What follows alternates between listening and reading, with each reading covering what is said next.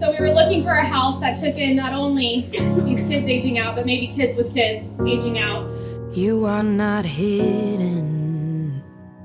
There's never been In the state of Texas and 22 other states across the United States age out at 18 years old. You are not whole. Not when they're ready, not when someone's adopted them, not when someone's there to support them, and not when they graduated high school.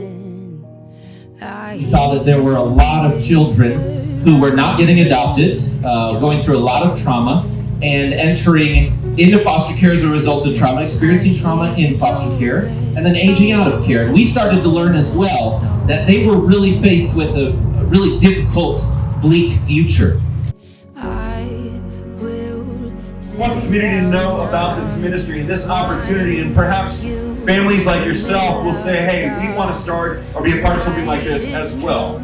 You will see children in your community end up, their children not going into foster care, they will get a college education and succeed, and they will have a family that they can be together with every year for the holidays, for special events, even after they've graduated. They'll know that this town, this community, these people help them have a family. I hear you whisper underneath your breath. I hear your SOS, your SOS.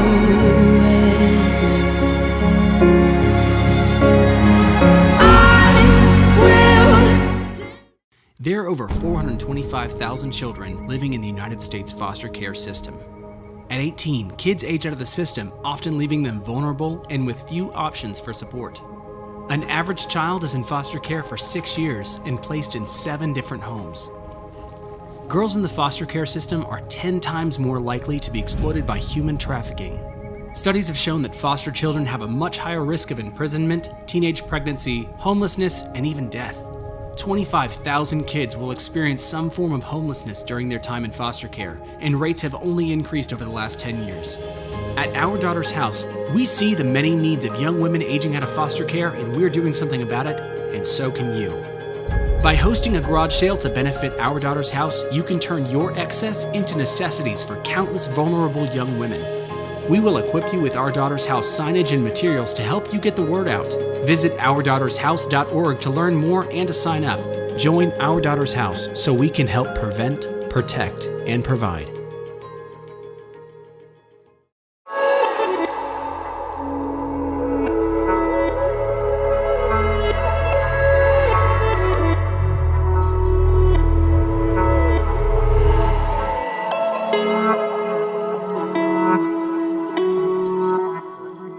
Thank you so much for joining us for Our Daughter's House online event. My name is Casey Cease, and some of you might remember me from last year. We were able to gather under a tent within 6 feet of each other without wearing masks and had a wonderful time. And collectively, we were able to raise over $120,000 to help launch Our Daughter's House. As some of you may know and some of you may not know, Our Daughter's House here in Chapel Hill, Texas is the first of its kind in the state of Texas.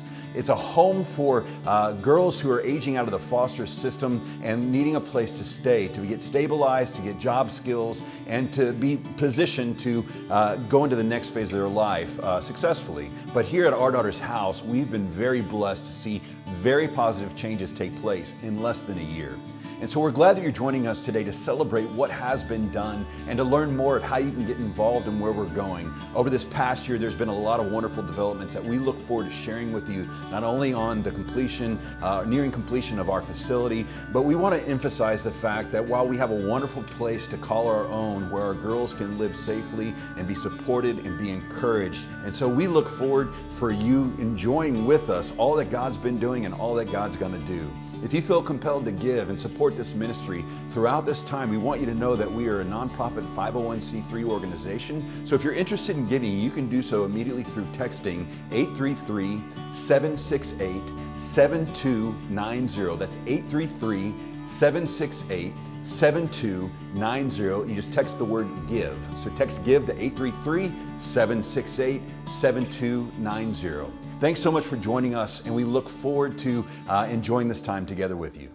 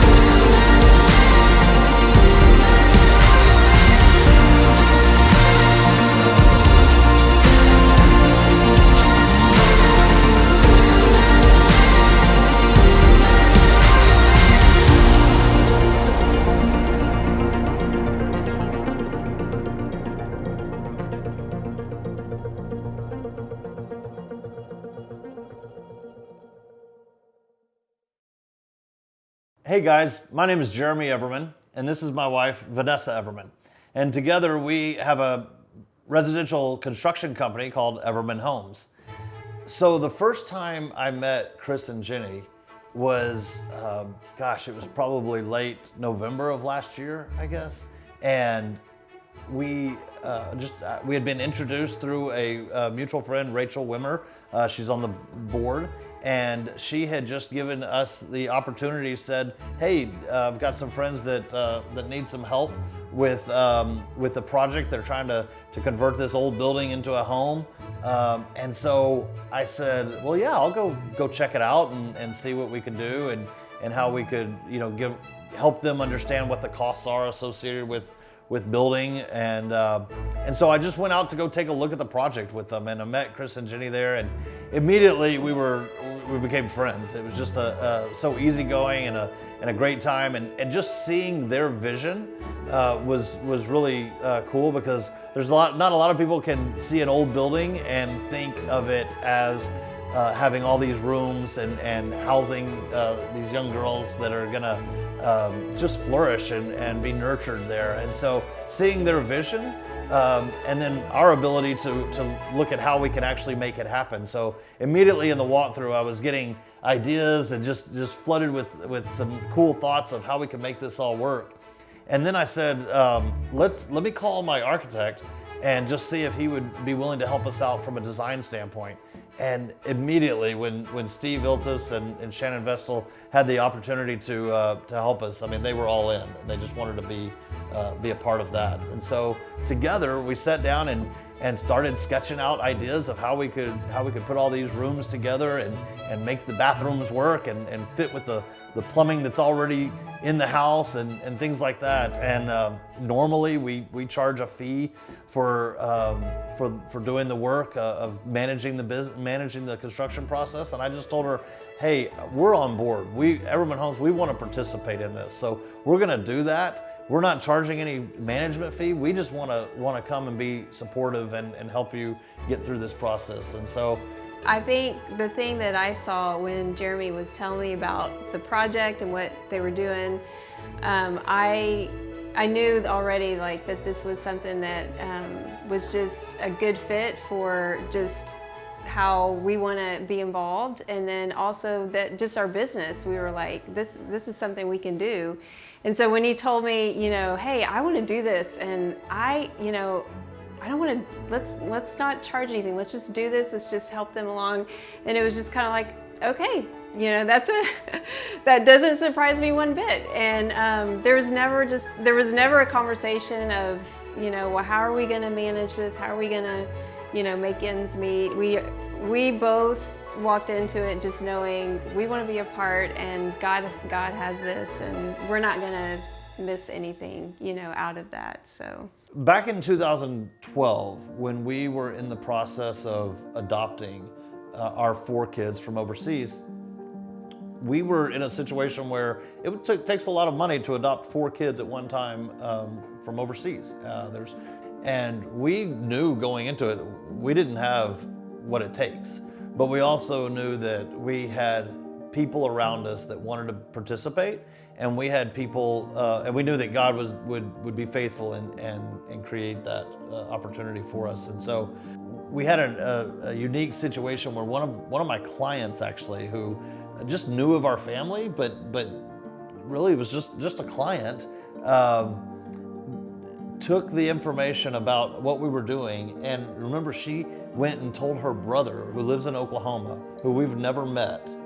And the next thing you know, we get a large donation from him that probably covered about a third of all of our expenses, from one individual that we'd never met before. And we still haven't met. Yeah. We took that and turned that into part of paying for our expenses, which brought these 4 Colombian kids home, and they are who they are today in a large part because of his donation. It's just amazing how God works in the world of giving, and how sometimes when you give to something, you don't even see the outcomes.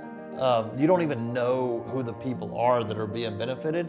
They grow up understanding and seeing what giving does, and how it opens doors and how it creates opportunities. And so that experience for us, I think, transformed a lot of how we go about making decisions to get involved. Yeah, and I think too, going back to whenever you met with Jenny about the budget and went over everything and told her, look, our fee's not on there because we're in. That was just the beginning we saw of the gifts, and we saw the suppliers and subcontractors come in after us, and when they saw what was going on and saw the work being done and why it was happening, they were like, I'm in too. And I think that happened a number of times that that people wanted to be a part of something that was bigger than themselves, that they will never meet the young women probably that are going to live in that home, and they won't know the outcome of their lives and just how it changed when they lived in a home like this. And so I think that's pretty special. Wow, what an amazing year. My name is Rachel Wimmer, and this is my husband Lance. It is my honor to be the chairman of the board for this remarkable organization. Over the last several years, we've become aware of issues in the foster care system and have been searching for tangible ways to be a part of the solution to these problems. There are roughly 400,000 kids in foster care in America. Each year, about 5% of these kids age out. In Texas, there are 30,000 kids in foster care. Let's just say 2% of those kids age out this year. That is 600 kids. Statistics tell us that within the first 2 years of aging out, up to 50% of these kids will become homeless, incarcerated, pregnant, or deceased. A high number may also become victims of sex trafficking. When we first heard of Our Daughter's House, we were all in. A home that's safe, secure, and provides the love of Christ, that's exactly what we were looking for. Over the last year, we have been in awe of how God has provided in every way. He has brought many generous individuals and companies that have provided the finances, materials, and labor that have transformed this house into a home. Hi, I'm Chris. This is my wife, Jenny. We are the founding directors of Our Daughter's House. We're just so grateful that you guys could join us tonight. And as we just looked over that last video of what we've accomplished this year together, it's just incredible. In fact, as we were putting together all the pictures, I found myself getting emotional again, just because growth like that isn't something I've ever experienced in any other organization. And it just really speaks to y'all's involvement and your importance in this organization and in this community and in this family. So just a huge thank you to all of you who contributed to this past year. Thank you to everyone who volunteered, who gave a moment, who advocated, who donated. It's just incredible, and we just couldn't be where we're at without you. And a huge thank you to the Everman family. Jeremy and Vanessa have just become some of our best friends. We just really, truly enjoy spending time with them. They're the best people, and you can see why in that video. Just their hearts for children are just incredible, and it just seeps into everything that they do. So we're really grateful to the Everman family and to all of you who have given over this year. So ODH is 100% community funded, and by giving today, you have the opportunity to change somebody's life. Because so many of you came out this year and volunteered your time, we were able to open our doors 4 months sooner than we had anticipated. And we actually welcomed in 2 daughters and a baby this August, and life just hasn't been the same since then. So our family has personally changed forever by knowing these sweet girls. We are so proud of them, and they've been such a blessing in our lives. And we'd like to introduce you to our daughters, Jessica and Yvette. Or as we like to call them, Yessie and Evie.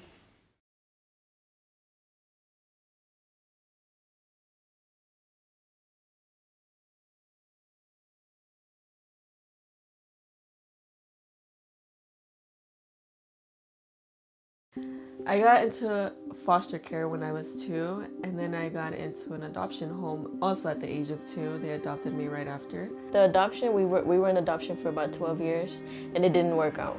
I was in a failed adoption for 10 years. It didn't go well. I was abused, all kinds of abuse for 10 years. I think I was in like 6th grade. We were in 6th grade, and then that's when they removed us from like the school because my older sister she had gotten in trouble in school, but she was like telling the cops like, oh hey, I don't want to go back. Like she was crying, so they noticed like the strange behavior in her. So then after we got removed from school, we went into like a police department, like all of our siblings, and they were like, they just asked us like, the questions of what was going on, and at the time we were like so scared, like we didn't want to tell them anything because we just didn't trust anybody for us to be able to speak to them. So then we just didn't say anything. Like, I was like, they would ask us like, oh, do they beat you? Do they do this? I was like, no.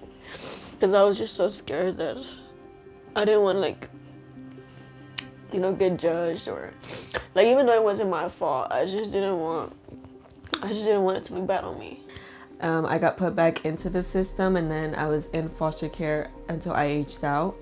I was in, I would say, 5 or 6 different homes in total. So we were in our first foster home. It was all of us, like all 4 of us, we were in the same foster home. My older sister, she didn't like being told what to do, so she just left. And she found our biological mom. She had found our biological mom. And so then at the time we didn't know our biological mom, so we were like really excited to meet her. I moved out and I ended up going with my biological mom, which was also a bad idea. It's not something you would expect. We were there for a while and we were like, hey, we want to go to school. Like, I don't want to be like a dropout or anything. Like, a couple of days later, they came knocking on the door. Like, CPS came knocking on the door, and they told us that we weren't allowed to be with her, or she would end up in jail because she'd be kidnapping, basically. It's just the thought of feeling unwanted and unloved. So yeah, and also the thought of always wanting a mom, and it's one of the reasons why I went to live with her and see if she would accept me, but she didn't. So I didn't really understand it. And then we went into another foster home. So we kind of lived like all over Texas. I would say out of all those years, my senior year was the toughest one. I was moving around a lot. I moved 5 times my senior year of high school. Didn't think I'd make it. Didn't think I would graduate high school on time, but I did. Like, I'm glad I made it through my high school diploma, because jeez, I did not think I was gonna make that happen. I always thought I was doing something wrong. Like, what am I doing wrong that these people don't want to accept me? I felt so unloved, unwanted. I just always felt like I was doing something wrong, like I was never going to find a family because I was moving from home to home. I never really understood how, like, my own mother could just be okay with it. I don't understand how she was able to sleep knowing that her kids were in foster care, or even after knowing that everything they went through, I don't know how she was able to still, you know, drink or live life like it was okay. So in 30 days of being at our daughter's house, I've learned to milk a cow. I've fed a cow. I've gotten practice on driving and parallel parking. I bought a car. Oh, I got a job also. I attended Blinn College. I major in radiology tech, so I have a 2-year-old daughter. Her name's Siani. She grows so fast. And she's really smart. I really love her smile. She's so contagious. Like, she just wakes up in the morning and she just laughs. Like, she just looks at me and laughs. And it's just so cute. So I just have to make sure that I know I'm gonna miss these moments. I plan on becoming a children's minister. So I go to school, ISO online. That's the name of the school, ISO. It's Institution School of Word. Like, I'm basically going right back to school. So to me, it's just like a second chance from God. Like, now, probably, like, as I got older, like, aging out and stuff, like, I probably have one of the biggest support systems. Like, I know I have a lot of people that believe in me and that support me. I would say that after 30 days, that's when I'm, like, starting to feel like it's a family. So I feel like being here within 30 days of what I've gotten accomplished, it's been a big support system. Like, I don't think I would change anything that I've been through, only because I feel like it made me who I am. Here, I thought I couldn't handle all this foster care stuff, but yet again, I'm still alive. I'm healthy. But the way my life was set up, I do feel like it was for a reason. I do feel like it was something that God planned for me. I would just say, like, I'm glad I went through what I went through. Like, it helped me become the person that I am now. And I thank God for it. One of the great advancements that Our Daughter's House has made this year is bringing on a seasoned and experienced program director. And I want to introduce you all to Desiree Parker. Desiree, why don't you take a few minutes to share with us a little bit about yourself and your experience? I've been working in actually the anti-trafficking field for the last 10 or so years. Working with organizations like Redeemed Ministries and Elijah Rising, partnering with law enforcement, and one of the things that I've realized over the last 10 years is that the majority of the women that I've worked with, probably over 100 women over the last 10 years, have all had some kind of contact with the foster care system. Whether they've just come and gone from it or they've been a part of it their whole lives.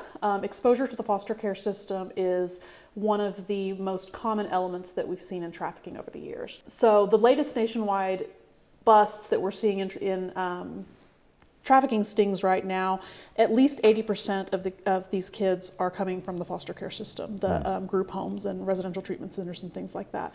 So trafficking preys upon those vulnerabilities and just continually compounds on them. So one of the things that is so great about Our Daughter's House, and that you can really be so encouraged about partnering with Our Daughter's House about, is that you're really being part of a preventative solution that's really never been around before.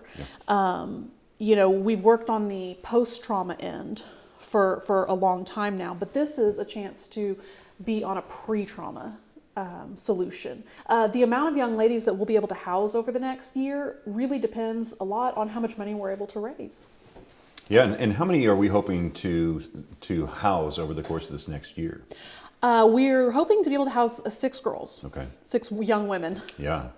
And this is such an important thing for us, especially those of us in the church who want to bring solutions to bear. Absolutely. And provide a place for a redemptive environment to take place. Because as you share with your experience of dealing with women who've dealt with the trauma of sexual trafficking and human trafficking, there's an opportunity not only to provide a safe alternative, but also to begin changing the story as it pertains to foster care and the hope of these girls coming out of this environment. And so what are you looking forward to as you get going here at Our Daughter's House to seeing accomplished? So many things. I'm just really excited about the opportunity to see these young women build family. The most important element of healing, I think, that I've ever, that really any of us have ever seen in this work is relationship building. Relationship building is key to healing of any kind. We're created for relationship. We are created to be in relationship, and trauma severs relationships.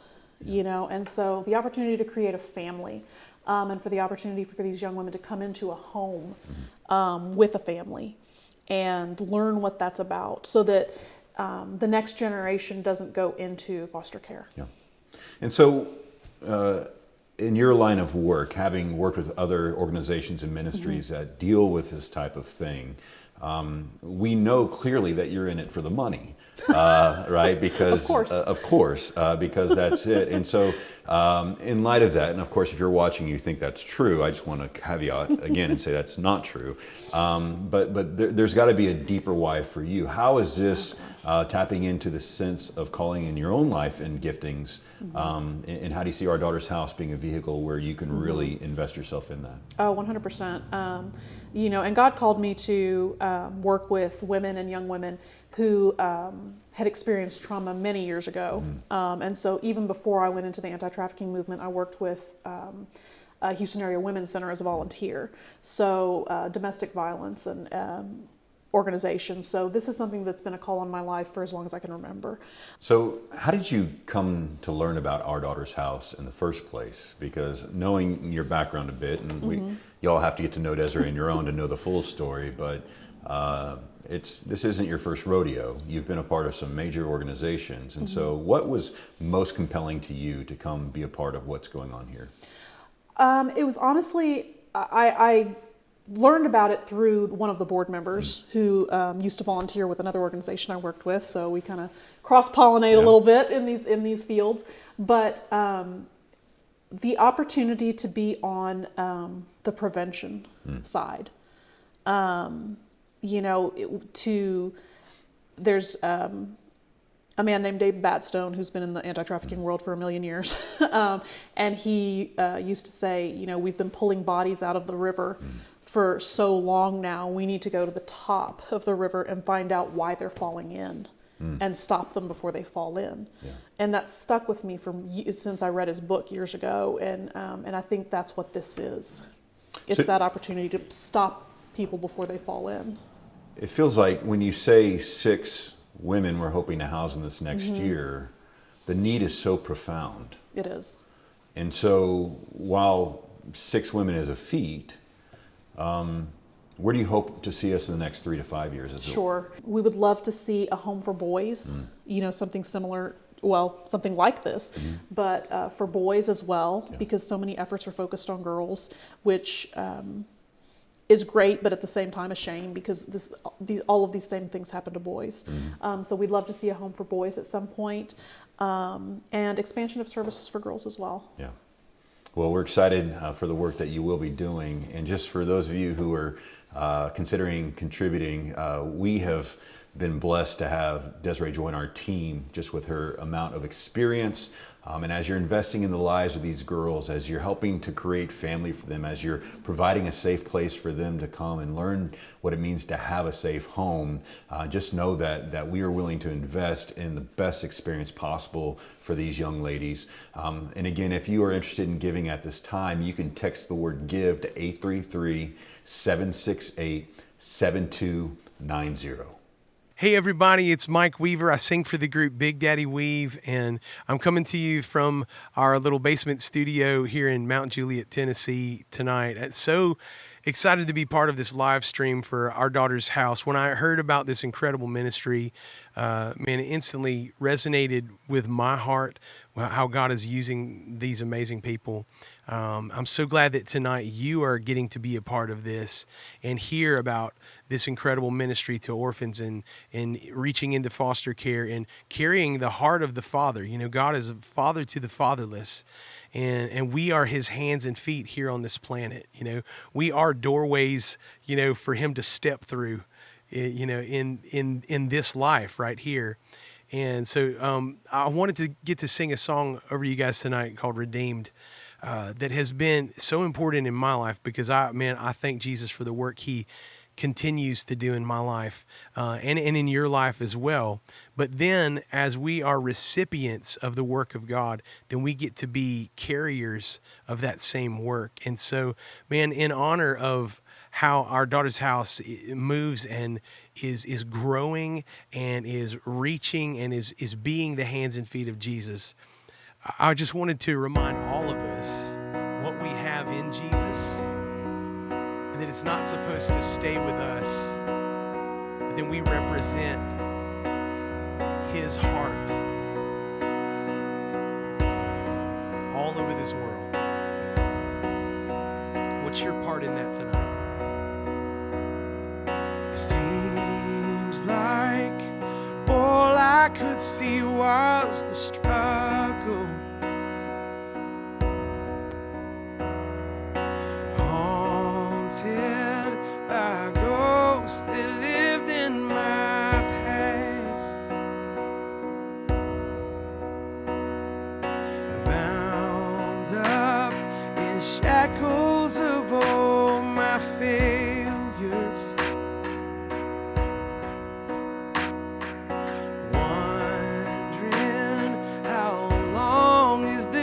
Gonna last. But then you look at this prisoner and say to me, son, stop fighting a fight that's already been won.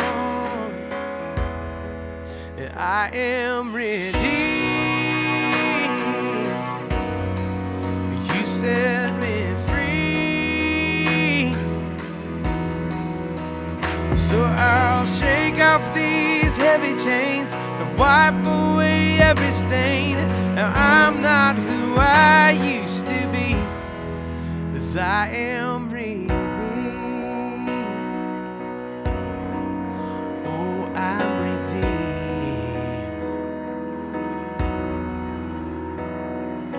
All my life I have been called unworthy,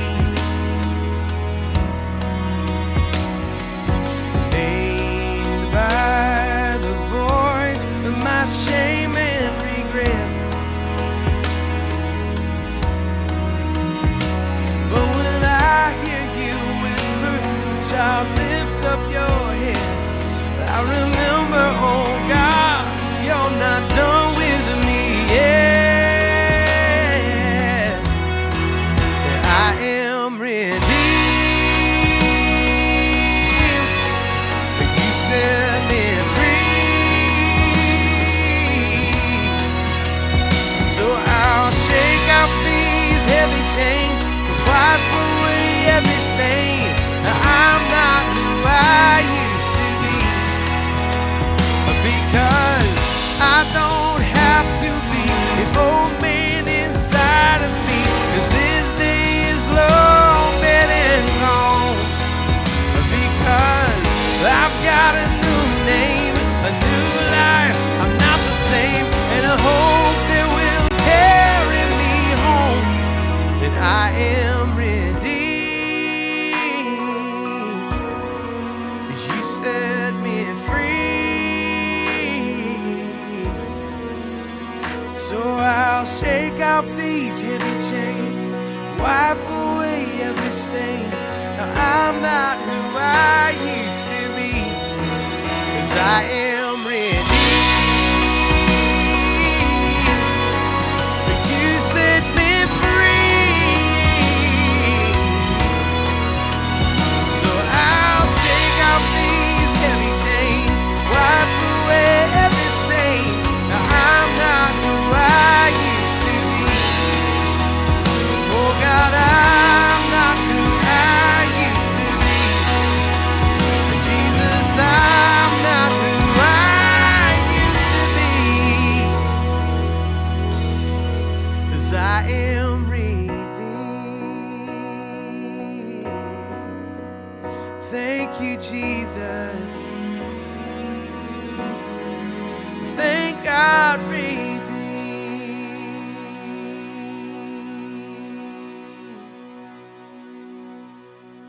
God bless you guys. As you just heard from a few of our team members and network, what you do makes a difference on so many levels. Foster youth are the leading demographics in America's deficiencies.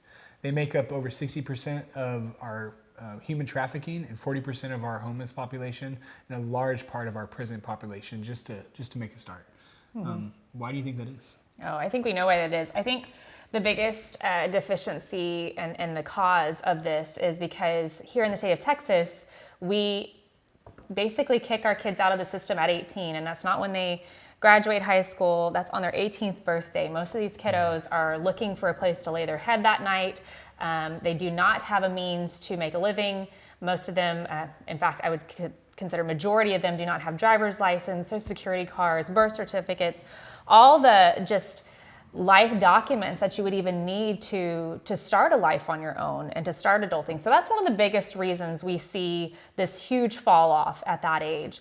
I think the second thing is just the lack of provision. Like most of us, when we are approaching our senior year and going into college or starting our adult life, we have at least one source of support.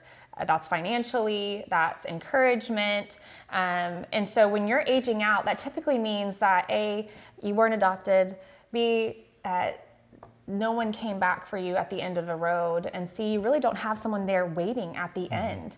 You're literally just kind of cast out. And I think that's really hard for people to understand that concept, that that's what's happening, but it's happening to majority of our kids aging out. And so I would say lack of provision being the second one. And the third one is what we're finding here in the state of Texas really predominantly is the fact that here, if you have a child of your own while you're in care, you are not allowed to take that child with you. And that's going to be because you don't have a proper home or housing. You don't have a way to provide for that child. So they're not going to just let you walk out of the system and take your baby with you. So they end up typically keeping them there in the system. And a lot of the times those children themselves are adopted out. And I think also what we're doing here at our daughter's house is, by being the first home in Texas to accept young women with children, we're stopping generational trauma, which is huge. We feel like preventative care is the key to preventing all of these deficiencies that we see here in the state of Texas, and actually, honestly, in the United States. So we believe that these aren't the state's kids. We believe that they're God's kids, and that makes them our responsibility. And it is up to us to do something to change this issue. So here at ODH, we believe that preventative care is one of the best ways to step in the gap. And we also believe that the Lord's called us into a role as a loving family for these kids. And it's a bit unconventional, but we really try to echo the fact that we are a family and we are a house that runs an organization. We're not an organization that runs a house. And that makes a big difference. That means when you go and you start your life of your own after living here, you come back to family. You get to come back home. No matter where you are, no matter where we are, they're going to constantly come back and going to come celebrate Christmas with us, and we're going to cheer them on through life. We're going to help rear their kids and really just walk. It's a life dedication that we have decided to join in on, and we're so grateful. And our lives have been forever changed just in the last 6 weeks of getting to know Yessie and Evie and Siani, and what they've poured into us has been incredible. And we just know that just by providing just simple things, these kids are so capable. They're doing it all on their own. All we're doing is cheering them on and providing the things that they need to really be successful in their own lives, to make strides in their futures for themselves. It's very, very simple. There's simple ways to step in and bridge the gap. And one of those biggest ways that you can do that is to help and join in on this mission by giving tonight.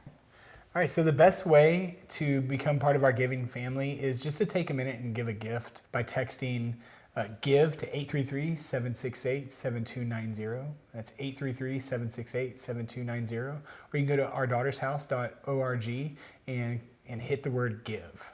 But please consider joining our giving family tonight to prevent, protect, and provide.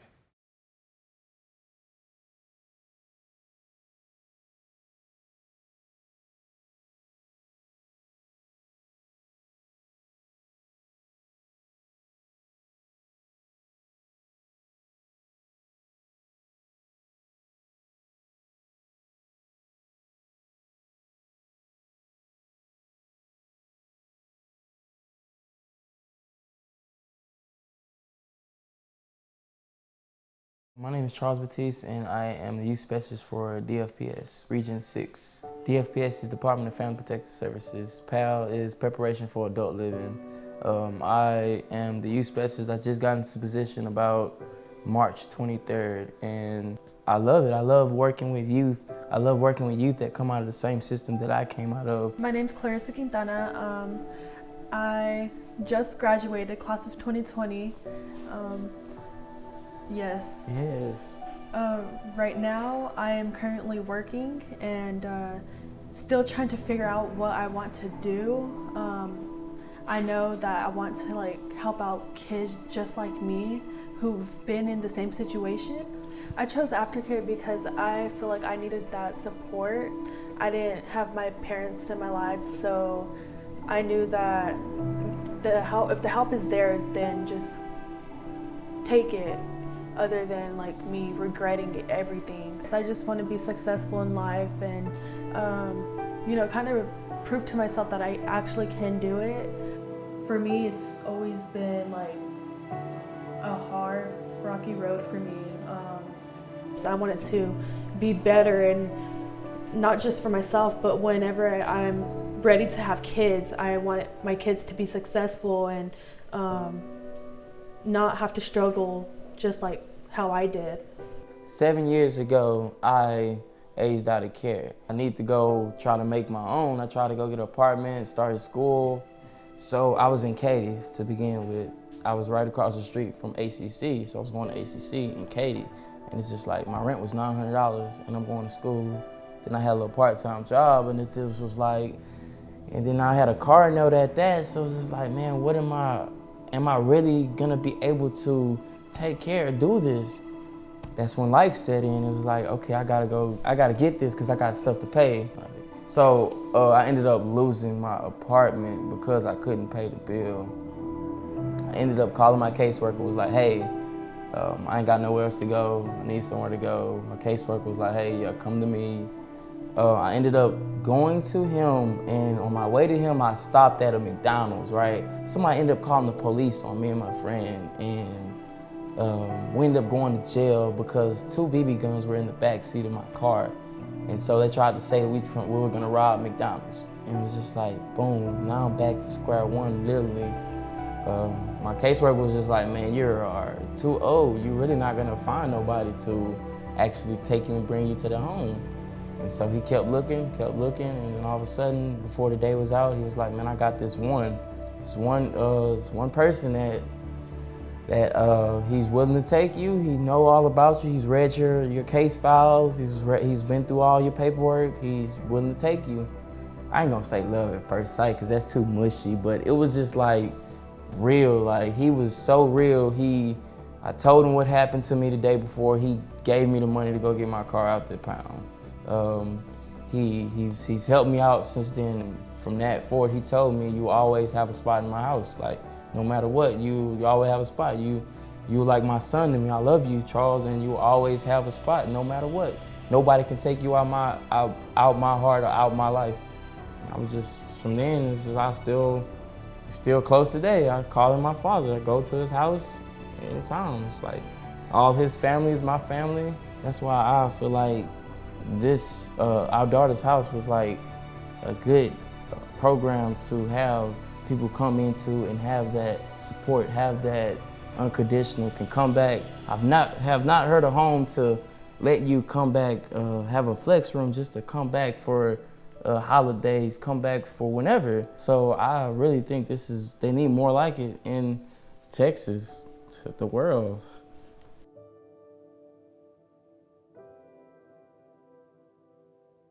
So Desiree, as we're looking into 2021 and beyond, what are some things that you're looking forward to? So we've got a lot of great stuff that we're excited about coming up in 2021. Aside from housing more girls, we are looking to partner with some other organizations, some group homes, some residential treatment centers, things like that, for young people who are getting close to aging out of foster care, like that 16, 17-year-old range, and doing some, fun days out here on the property. Maybe talking about like days on the lawn type thing, where we have a picnic and games and stuff like that. And these kids can come out to the home, talk to the daughters that are living here, see what opportunities lie ahead of them before they age out of foster care, and realize that there are opportunities out there that they can, when that time comes that they might age out, that they have that there are options on places they may be able to go, that they can stay connected, and that there are some opportunities to build family. We also are hoping to have we're in talks with some local area churches about potentially a spring event, having a spring brunch or tea. So kind of stay tuned about that for more details as that becomes available. So that's something we really are looking forward to as well. That's awesome. As you can see, there's a lot on the horizon for Our Daughter's House, and a lot of things that are being proactively done and will be done over the course of this next year with your generosity. And so if you're looking to give right now, you can text the word GIVE to 833-768-7290.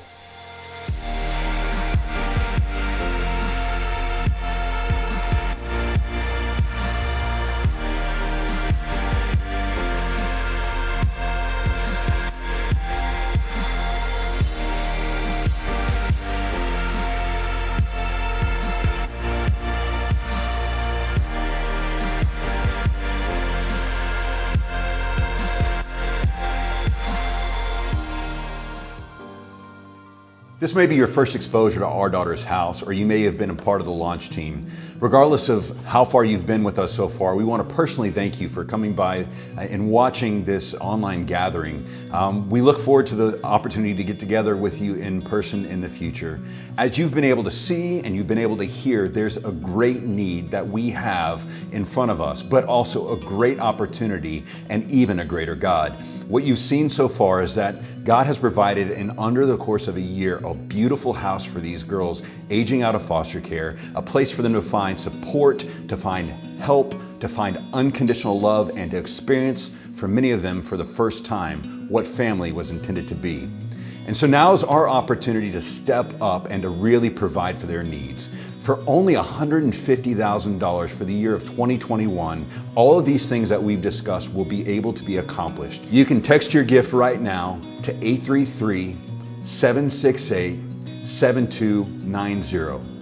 And we're encouraging you, whether a large donation or an ongoing donation or a small donation, we welcome it all, because we need people just like you praying for us, partnering with us, volunteering with us. And so we hope you would go to our website, ourdaughtershouse.org, to learn more about how you can be involved. And we encourage you to give either through text or by sending a check to the information that you can find on the screen or on our website. Thank you again for joining. We encourage you to leave comments. We encourage you to share this with anybody that you feel might be interested. And we look forward to moving into the future, improving lives of these girls aging out of foster care.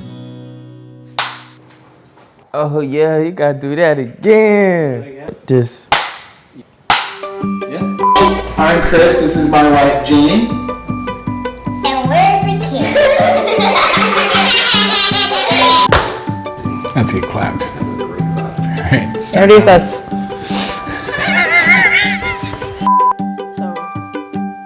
To prevent, protect, and provide. Protect and provide. I did good and you laughed. Welcome to our online gathering for Our Daughter's House. My name, Our Daughters. Hi, I'm Chris. This is my wife Jenny. We're with Our Daughter's House. We're actually founding directors of Our Daughter's House. Perfect. But also the kind of support they need and the fly on your face. Yeah, I was gonna say. Just like Section 4. Section 5. Something. Look at their face in the video. Hi, I'm Jenny.